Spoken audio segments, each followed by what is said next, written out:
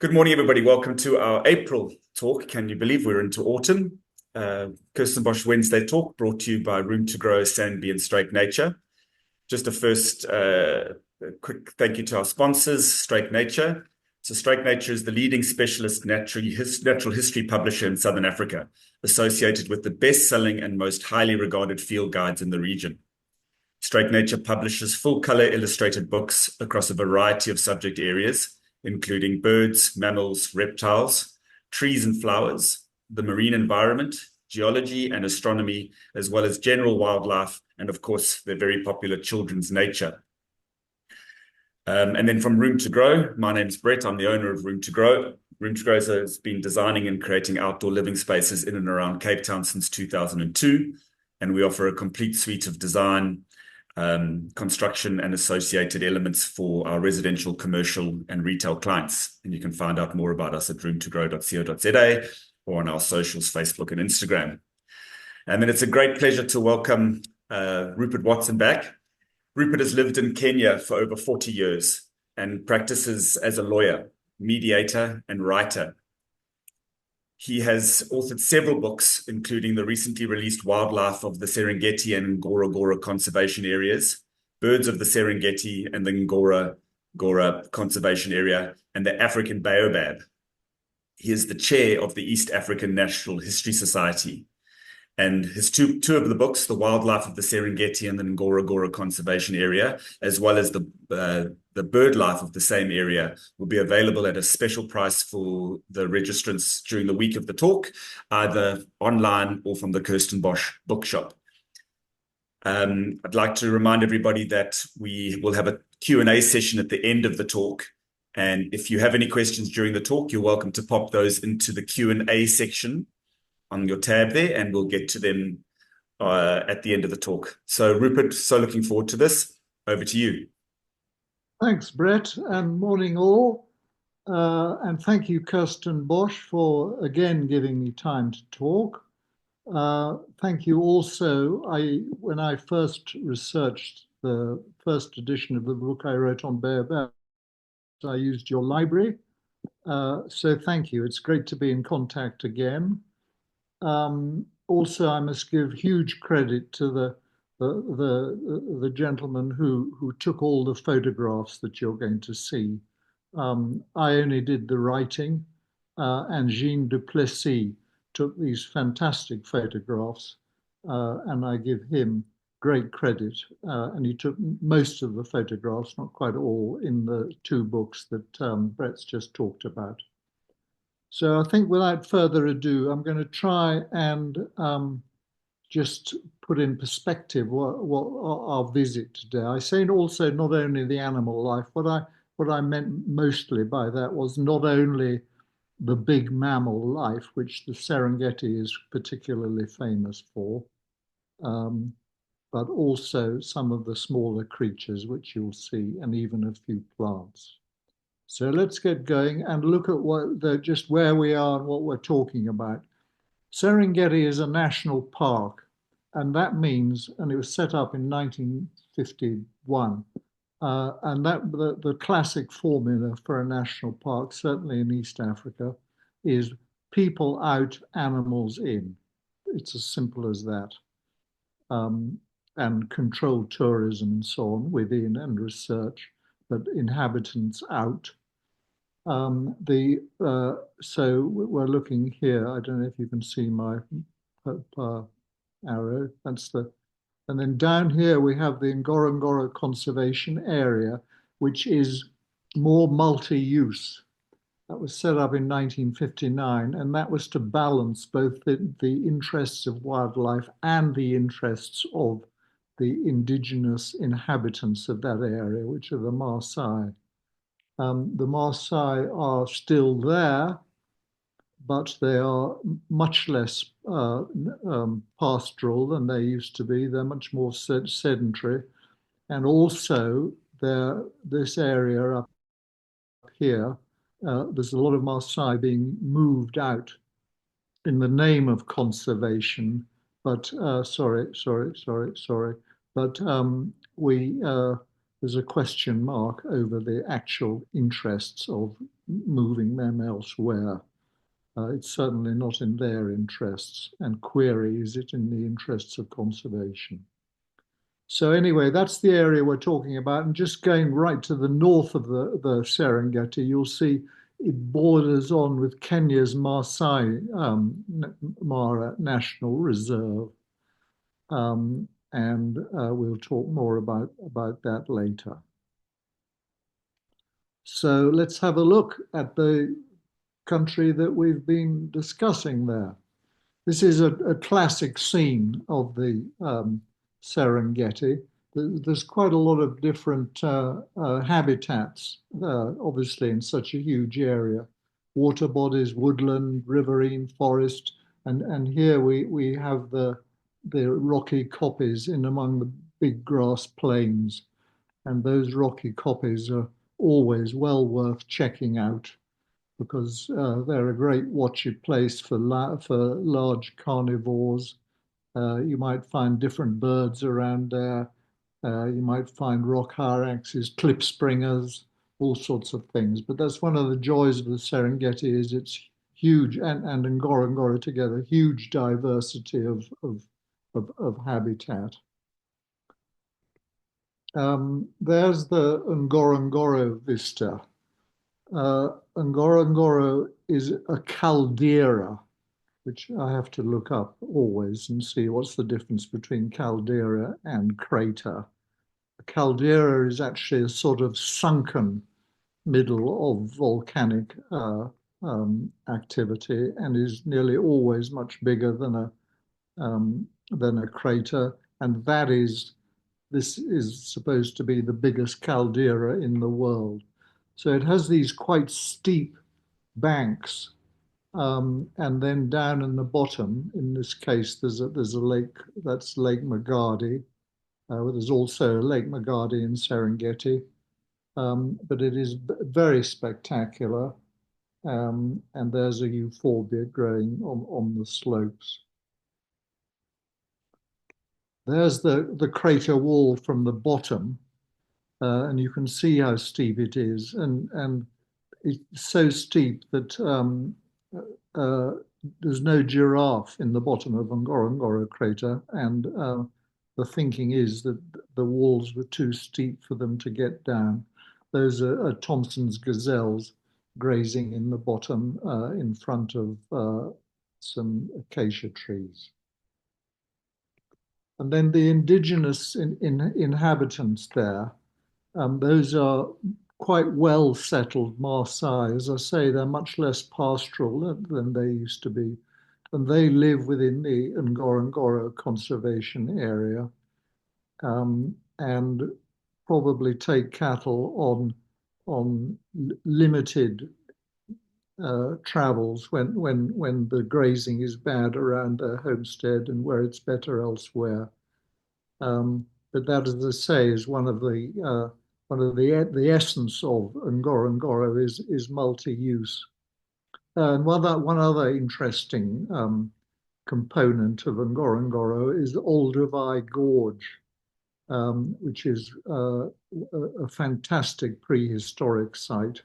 And its presence within the Ngorongoro crater area was actually largely responsible for turning it into a UNESCO World Heritage Site.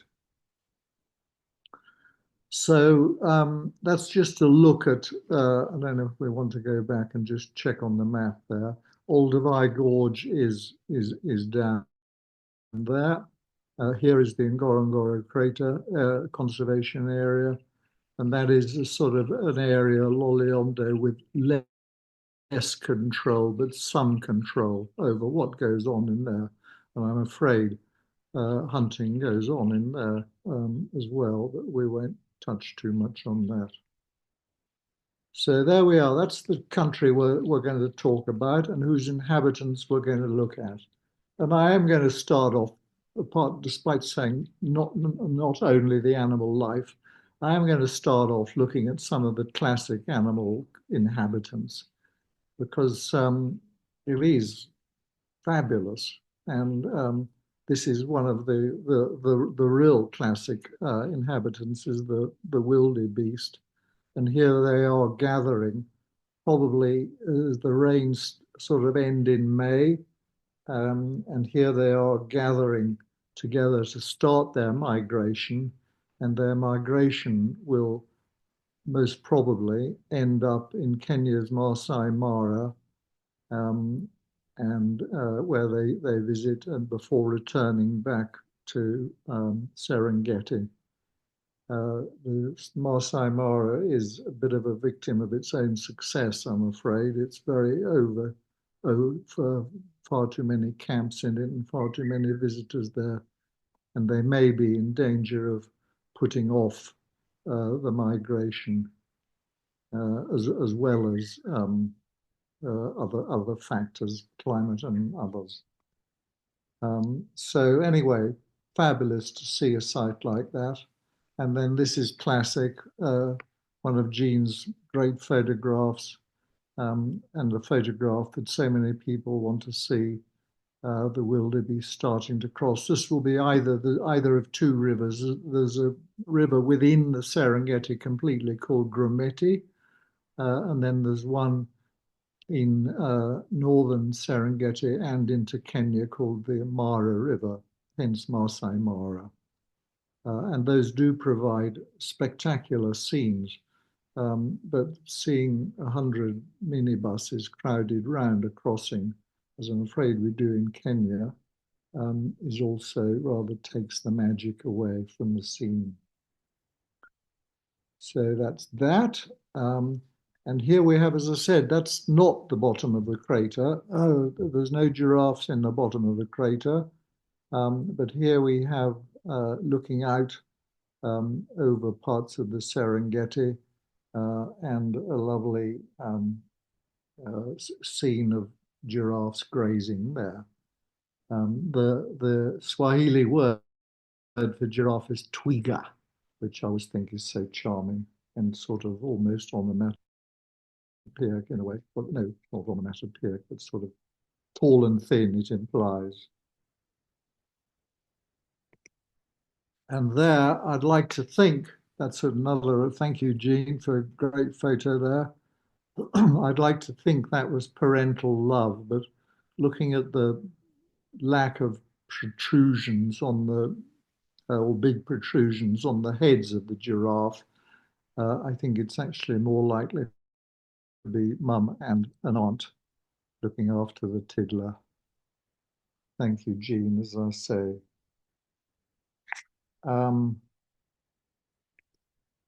Then we have a single elephant. You can see a lake in the back. That's the bottom of the crater. And elephants are much easier to see. I mean, the crater is its sort of own micro ecosystem.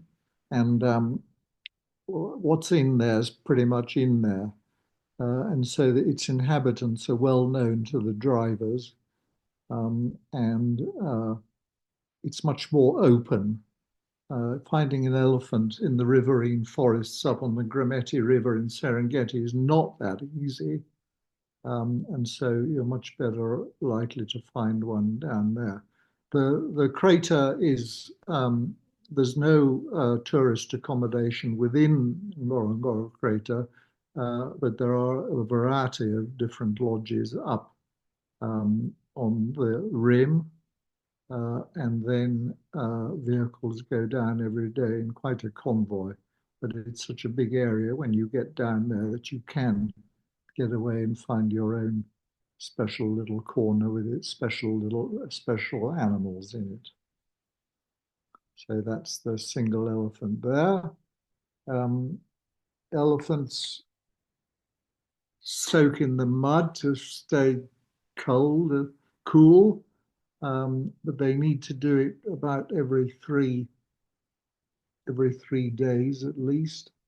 And there, with all those wrinkles and creases in the skin, the moisture gets in and keeps them cool for quite a long time after they get out of the mud.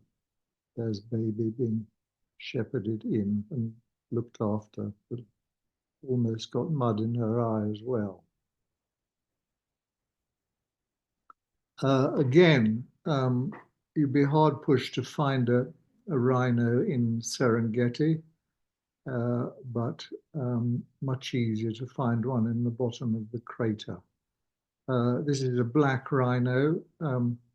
We only have indigenous black rhinos in East Africa. The last northern white rhinos have gone, but there's several places where white rhinos have been habituated and introduced and are thriving, not least including Nairobi National Park on my doorstep, which has both white and black, but wild, only black in Serengeti and Ngorongoro. But that's just one of the big inhabitants there. And then we have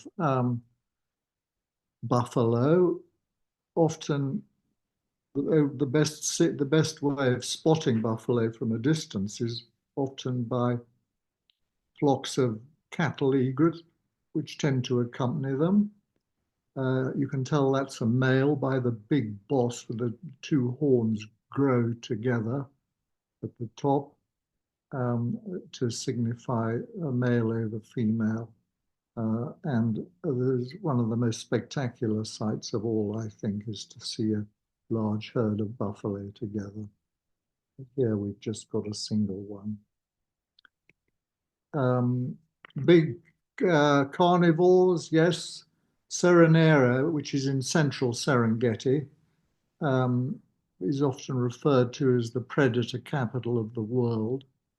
And certainly lions are really quite easily found there, not least because drivers now have a sort of are all linked up with mobile phones and so on, so that if there's a kill or if there's a good place to spot big carnivores, other drivers get alerted and over they come.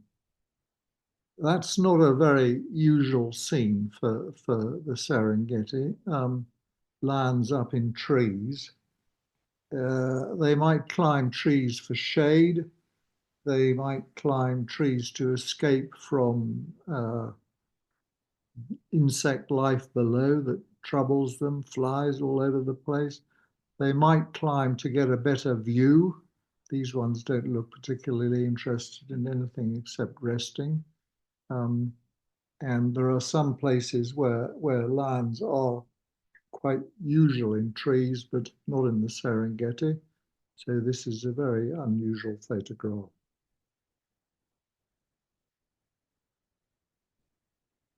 And here we have another carnivore. Here's a cheetah, easily recognized by its tear marks. It's the only cat. In fact, you can actually see if you look carefully at the paw there. It's the only cat that cannot fully retract its claws, and that gives it much better traction when it's about to grab onto a kill. And I can actually see that. I've just learnt that, just like I've learnt half the things I'm sprouting about when writing these books. But that's interesting, as I say, it can't fully retract its claws, but it does mean that it has much better traction when it's after its prey at the last minute. Preferred prey is Thompson's gazelles and also wildebeest calves.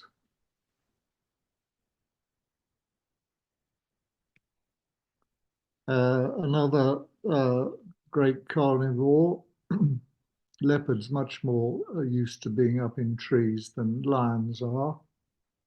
They can drag prey heavier than themselves up into the tree, and can also come down a tree head first, which is pretty amazing feat. Not that I've ever seen that happening, but I've read about it.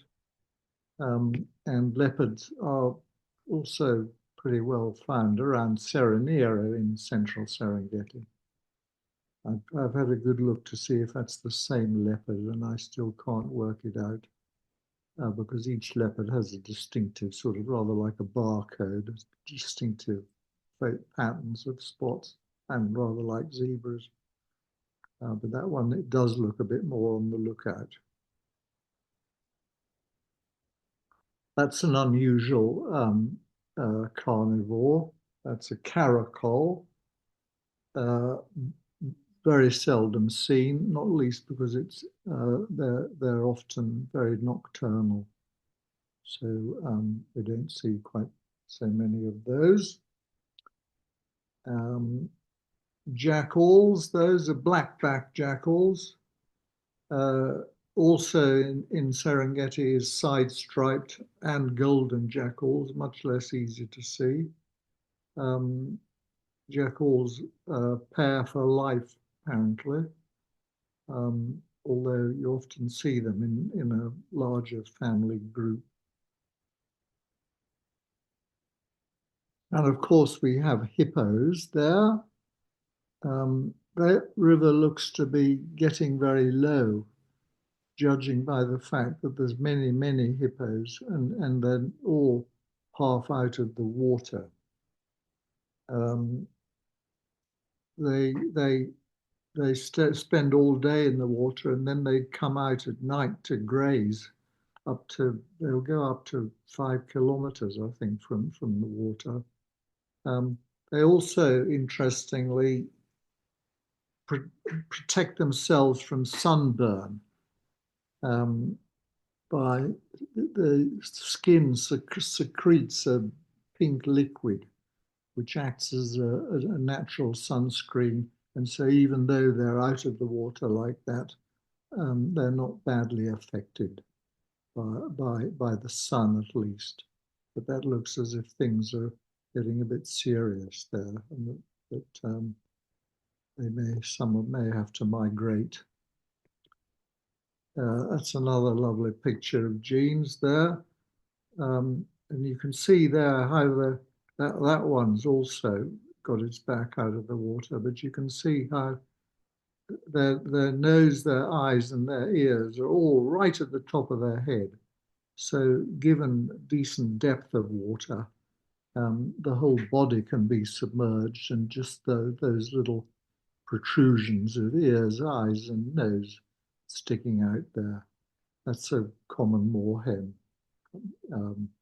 Probably has been stepping across one back after another to get to his destination. We also have, of course, zebras, and zebras often join the wildebeest in their migration, not in nearly such dramatic numbers, but still quite a lot. And they also take the risk of crossing stretches of water together with all the dangers that lurk therein. Many different kinds of gazelle in the Serengeti. This is one of the most common ones, the Thompson's gazelle, and I was actually reminds me of what I remembered of springbok in South Africa, and so I sort of looked up a bit more. Both males and females of Thompson's gazelles have horns, and I think both males and females of springbok do as well. I think springbok are famous for pronking, isn't it, where they bounce up and down on 4 legs. These ones don't, Thompson's gazelle. And these ones in Kenya are very like Grant's gazelle. There's another one, similar gazelle, bit less of a black line down the flank, but a white patch above the tail is very distinctive to distinguish the Thompsons from the Grant's gazelle. Many, many different antelopes. There's one of the most spectacular. Those are eland. They're very skittish and hard to get. The only photograph one rarely gets of them is when they're running away, as these ones are rather doing. But this is a lovely herd, and they're being followed by flocks of wattled starlings, which behave rather like oxpeckers in that they crawl all over the antelope or their host looking for ticks. Okay, so that's some of the bigger mammals. Let's just look at some smaller ones quickly. Don't pass baboons by necessarily. They're fascinating to watch. They may be the first ones you see because they're outside the lodge or something. We see baboons on our way to the shopping centre from where I live here on the edge of the national park. But they do fascinating things and always worth a bit more of a watch. So have a good look at them next time you get some, and maybe when you're coming back from a game drive or something. You'll be actually, colobus monkeys are more to be found at the top of the rim of the Ngorongoro. They like branch to branch tree cover so that they don't have to come onto the ground. Interestingly, you can also see that the colobus is a word that means deformed in Greek, and it's because they don't have an opposing thumb. They've only got 4 forward-facing digits, but no opposing thumb to help them grasp a branch. And hence, as I say, colobus is a Greek word for deformed. Just looking at other smaller mammals here. Here's a ratel or a honey badger. They're very aggressive and very omnivorous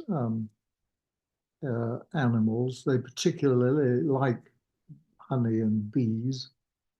And they may sometimes be shown a bee's nest by the greater honey guide, which is one of the which is the only actually honey guide that guides both people and animals to beehives. But they're also quite nocturnal. Ratels, honey badgers, but very fearsome. There's a genet, again often nocturnal, but often seen about lodges. Even though they're called a genet cat sometimes, they're actually more closely related to mongooses than they are to cats. That's about, and there's a couple of species at least of them. That's a lovely photograph.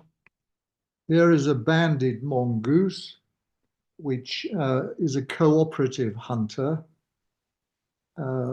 and hunts in large groups.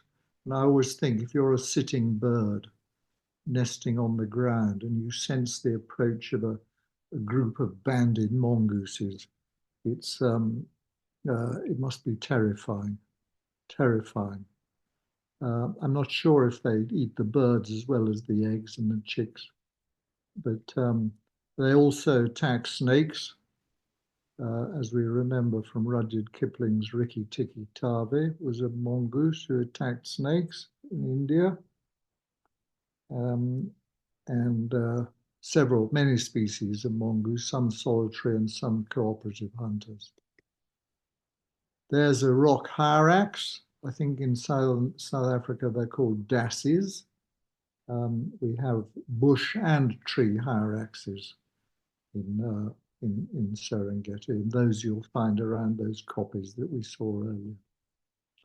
And just to have some other mammalian inhabitants, there's some fruit bats.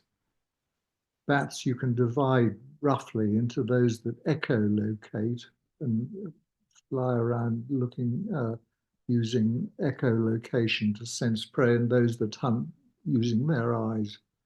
And these fruit bats are the latter. And there you might see that around your lodge, sweet little zebra mice. There's so many different varieties of zebra mice.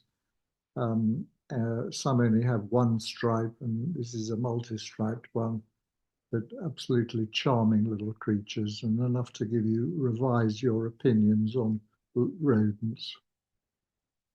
Lovely. So then we're looking now at reptiles. Nile crocodiles lurking in there. Wildebeest sometimes trample themselves to death in the course of crossing and don't necessarily get grabbed as they are crossing, but that's a pretty big crocodile and could easily grab one of those by the leg, and that's the end, and then go and drown it.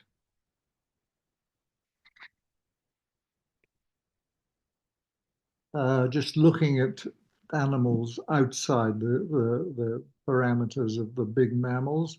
There's a lovely flap-necked chameleon. Everything I know about chameleons is a result of having researched to write this book. I knew almost nothing about them before. That one feeds mainly on insects, but he might make a meal for a snake himself. I don't know if Jean took him up there and perched him there, but that perch is almost too good to be true. Amazing. And I'm not sure so much about how they change color when they go into there, but that is perfectly camouflaged if it was in amongst some shrubs. Then again, I had to look up quite a lot about snakes when I was writing. Quite complicated. Some are venomous, some are non-venomous, some are front fang, some are back fang, some are neurotoxic, some are hemotoxic. This is a black-necked spitting cobra, which has a very poisonous bite, and it can also spit venom from its fangs, which it aims at eyes, apparently. Well, I've never, fortunately, encountered a cobra. Looking at the different kind of snake, here's a rock python, which has no fangs, not poisonous, but has about 80 very sharp teeth, and it bites its prey first, usually, before then wrapping its coils around the prey and squeezing it to death.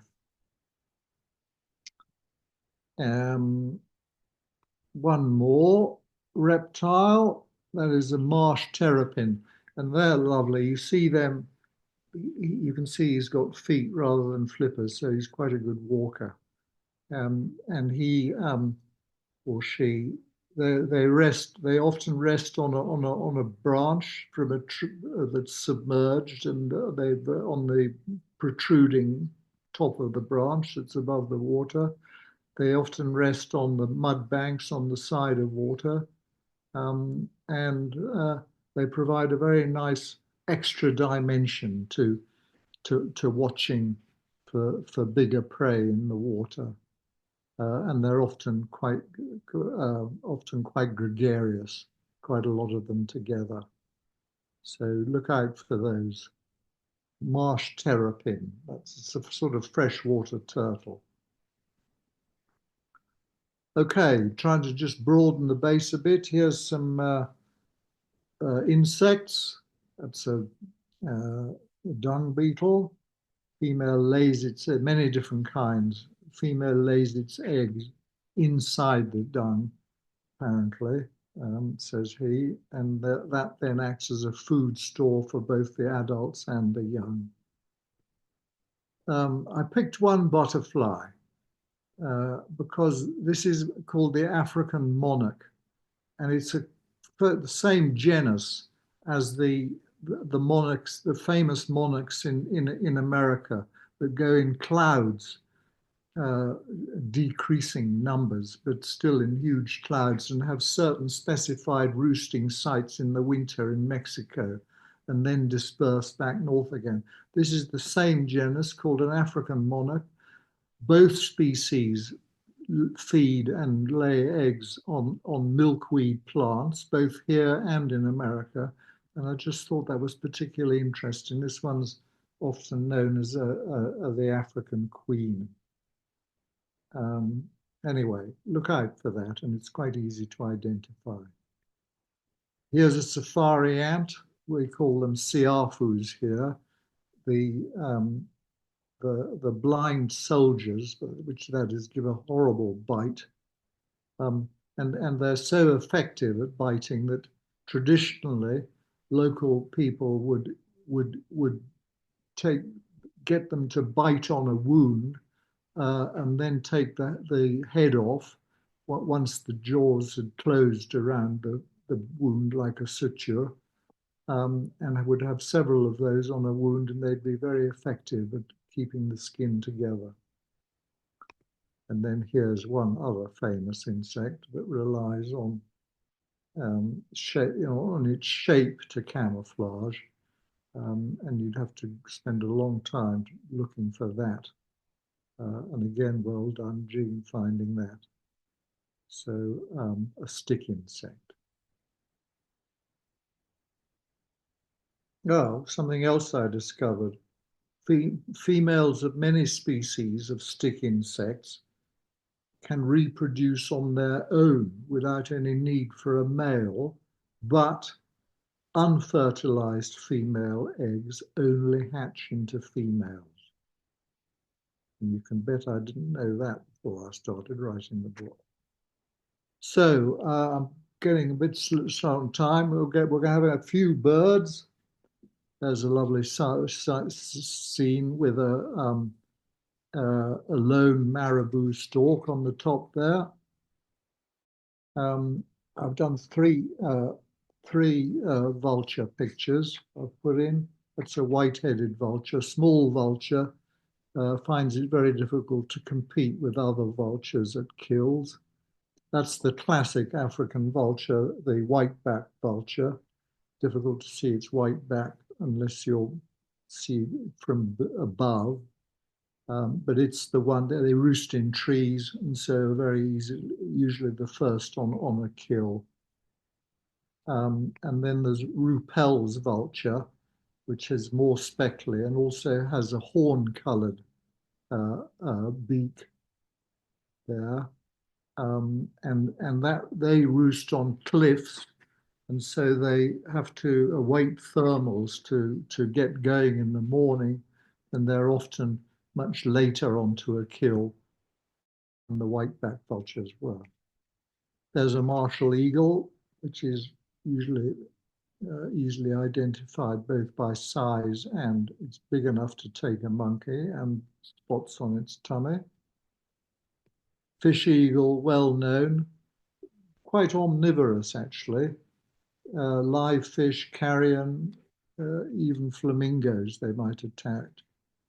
But its call is one of the real take-home memories of an African safari if you're not lucky enough to live close to where they live. Sacred ibis, well known. The black of the sacred ibis around the head is actually bare skin.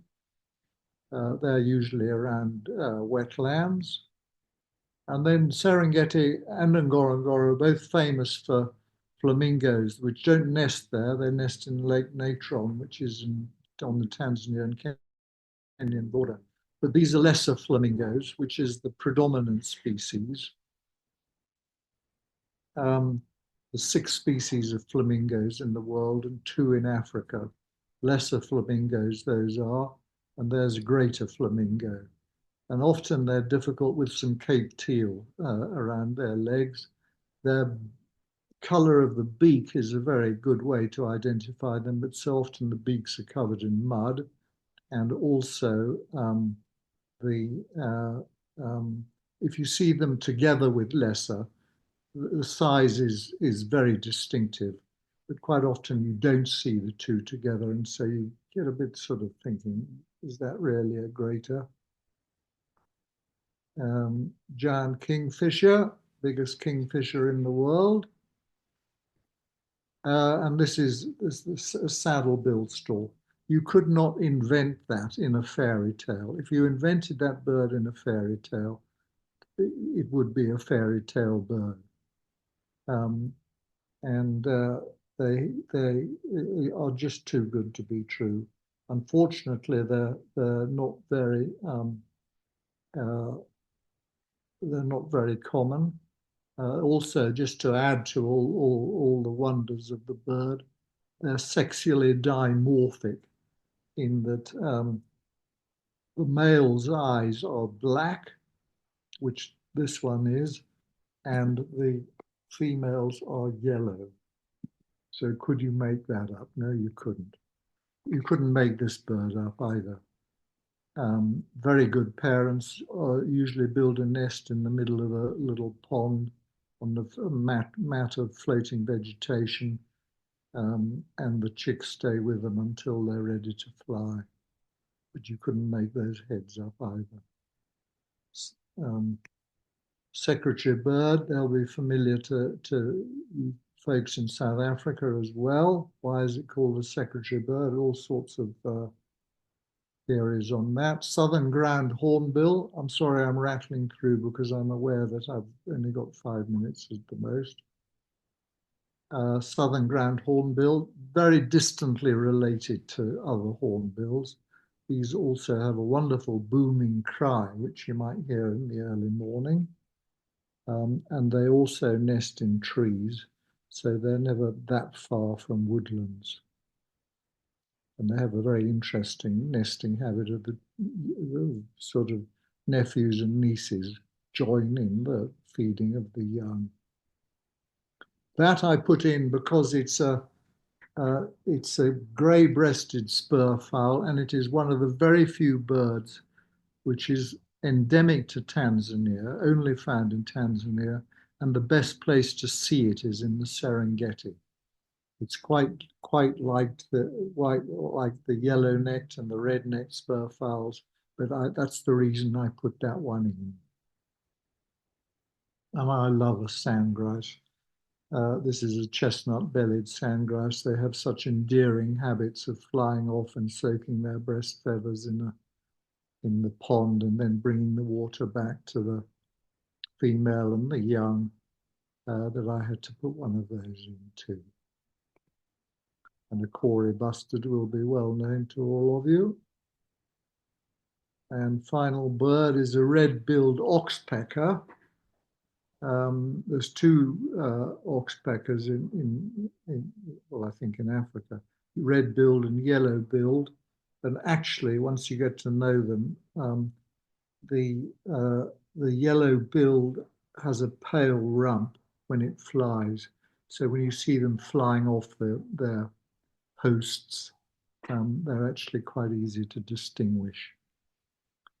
And finally, as we're hosted by Kirstenbosch, and Kirstenbosch is one of the best-known botanical gardens on the planet, we are going to have 3 or 4 trees. And here is a sausage tree, Kigelia africana. Seed pods can weigh up to 8 kilos.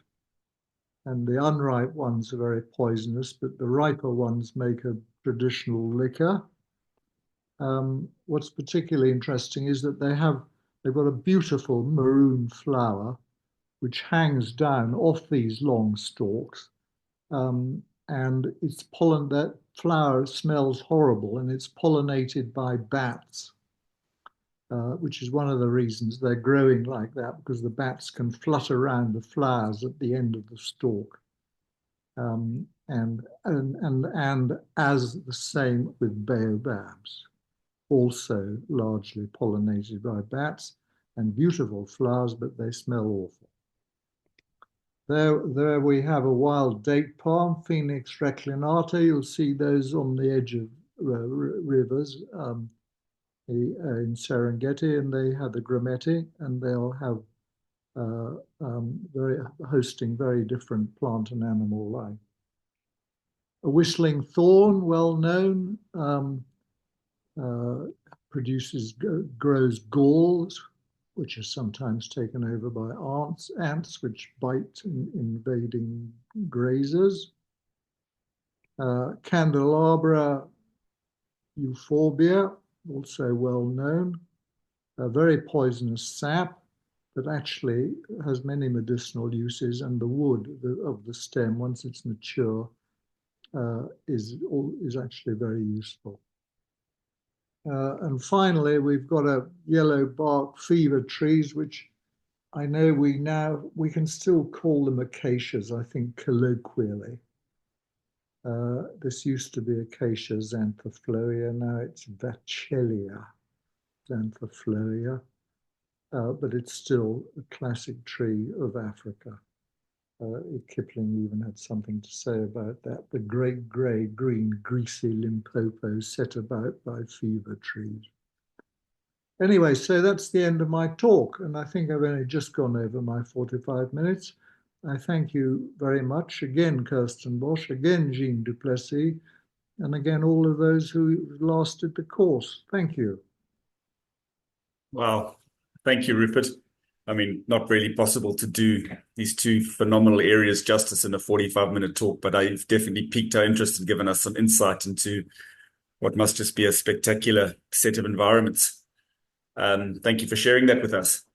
If there are any questions, you're welcome to pop those into the Q&A box. An interesting comment here from Sharon saying that she has actually seen terrapins cleaning parasites off wallowing white rhinos in South Africa.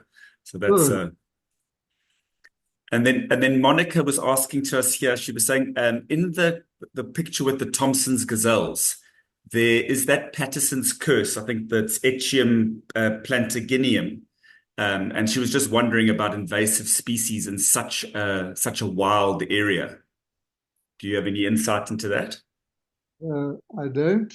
I don't. It's going to be difficult for me to get back to that slide, I'm afraid. I don't. Invasive species, yes, maybe they get bought in. Thank you for being so observant. Maybe they get bought in on the wheels of safari vehicles. But and the Thompson's gazelles are quite sort of often found on the edges of protected areas. They're quite adaptable. Mm-hmm. So they might be not right bang in the middle of the Serengeti or Ngorongoro. They might be on the edges and where there would be more chance of an invasive species. Thanks. Fair enough. Cam has asked, are there any striped hyena in the Serengeti and in Ngorongoro? Yes. There we go. Asked and answered, Cam. I wanted to ask: is there any walking allowed in the Serengeti or the Ngorongoro? Was it all only vehicle, or there's special tours or things that you can do that allow for that? That's good. In Serengeti, no. In a national park, you can walk in the environ of your lodge, which is often very fruitful from the bird point of view. At Ngorongoro, you can't walk down in the bottom of the crater, but there's a lot of walking in the sort of upland area. And there's other smaller craters which you can walk down into. You can get guided tours from the lodges round about the edge there. And it's a good and you see very different birds, as I say, because it's the only part of that whole area which is quite upland. And it's a very good add-on to a visit to that part of the world. Go. We've had some feedback here from Leslie Henderson. Thank you. She's saying it's not likely the Echium, but more than likely the Gutenbergia cordifolia, which is an indigenous species. So there we go. We can maybe have answered that question from our knowledgeable audience. Thank you. If people are planning on sort of organizing trips to Ngorongoro or the crater, where do you fly to? Where do you start from? Are there things in between? Is it a single destination? Do you have any insight around that kind of information? There are the place you want to start from is Arusha, and that has an international airport, but I don't know how easy it is to link up with wherever you're flying from. Sure. Otherwise, you fly to Dar es Salaam probably, and then you would go to Arusha. Once you're in Arusha, there's any number of tour operators there. And on your way to Ngorongoro, which would be the first stop, there's a lovely park called Tarangire. It's one of my favorite ones because it has lots of baobabs in it. There's another one called Lake Manyara. And yeah, you could take either or both of those in. Then you get to many lodges around the edge of Ngorongoro crater. But as I say, you have to stay up there and then go down, and there'd be no walk crater. I think I see someone saying that there is walking facilities around Serenera, which is a lodge area. So as it's so nice when you've spent all day in the car, maybe you can get out a bit there and stretch the legs too, more than just in the environ of a safari lodge. Thank you for extra information. Yeah, Dennis Costello has added here that there's lots of walking in the Serengeti wilderness zones, and that Jean Duplessis leads some with the company. I'm assuming it's Wayo. In your opinion, how does the Serengeti compare to the Kenya's Masai Mara? It's many times bigger and much less tourist occupied the Serengeti is. Unfortunately, the Masai Mara has a free for all when it comes to adding more visitor lodges there. Also, the change in land holding policy and so on means that a lot of the land round about the edges of the Masai Mara is got its own title, and then so is no longer sort of general pastoral land that gets settled, and so the sort of buffer zone outside the buffer zone outside the Masai Mara is shrinking. So I fear that whether for the reasons of over touristing or whatever, I fear that the day may come when the wildebeest decide that there's no need to go any further than the borders of Serengeti. Sure.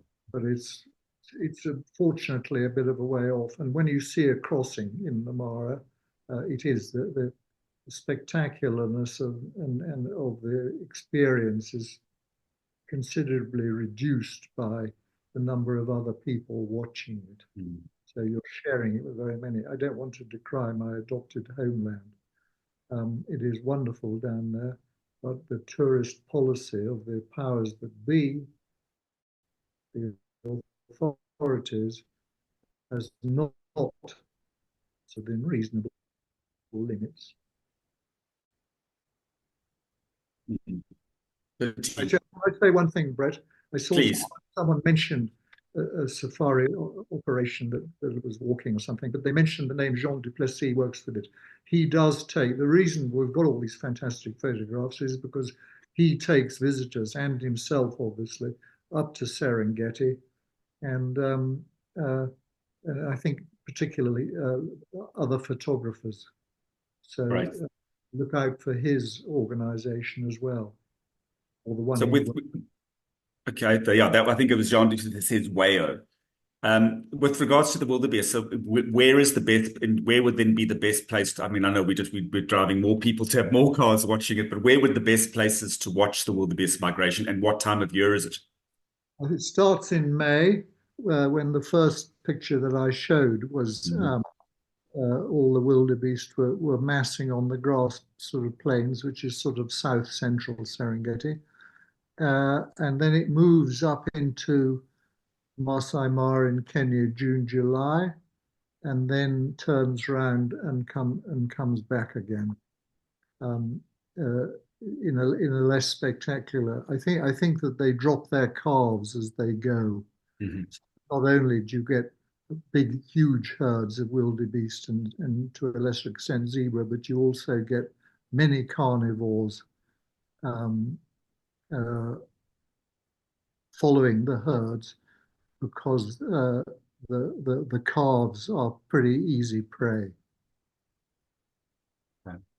Christian's given us an interesting insight. He said here, my wife and I drove from South Africa to the Serengeti via Lake Victoria. It was an awesome experience, had no fuel issues, no accommodation issues. So there's an option for those who want to try something like that. It does. It almost reaches Lake Victoria in the northwest corner. Well, we've got no more questions in the Q&A box. So what I would like to just say is to say thank you so much, Rupert. I think Nathan has summed it up here. He says, many, many thanks for the fascinating and enjoyable talk, Rupert. The slides are simply stunning and some of the scenes are beautifully composed. Heartiest congratulations. I can't add more to that. To just say thank you so much, Rupert. That was fantastic. Again, just to remind everybody about the two books that will be available on special, and to ask everybody to join us for our next talk, the first Wednesday of May. Thank you to Belinda behind the scenes. Thank you once again to Rupert for coming to share your knowledge and experience and passion with us. Thank you, everybody, for joining the talk. We look forward to seeing you again. Thanks so much. Goodbye. Great. Thank you all. Thanks, Rupert. Bye-bye.